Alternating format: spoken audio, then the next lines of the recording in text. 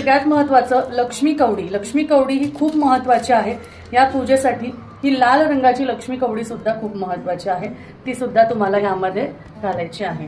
ठीक आहे, या पद्धतीने आपल्याला पुढचे जे तांदूळ, आता आपण इथं लक्ष्मी कवडी, मोती, पवळा घातला आहे. त्यानंतर परत आपण यामध्ये तांदूळ घालणार आहोत. आता आपल्याकडे राहिलेले आहेत फुलं, जी मेटलची आपण फुलं देतो. त्याचबरोबर राहिलेला आहे मोती शंख. तर हा मोती शंख सुद्धा जो आहे तो आपण जो आहे यामध्ये स्थापित करणार आहोत. पण त्यासाठी आता इथे जी राहिलेली जागा आहे त्यामध्ये आपल्याला रत्न सुद्धा घालायचे आहेत. तर आता मी शक्यतो काय करते, हे रत्न एक एक घालत बसणं ना की आपण ते हरवू शकतात, काही होऊ शकतं. त्यामुळे हे अखंड फक्त ह्याचा फोम काढायचा आणि हे रत्न डायरेक्टली तुम्ही असे ह्यामध्ये ठेवू शकता. ठीक आहे, त्याला एक एक नाही काढलं तरीही चालेल. आणि परत तुम्हाला ह्याला तांदळाने भरायचं आहे. आता हे पूर्णपणे भरलेलं आहे. यामध्ये मोती शंख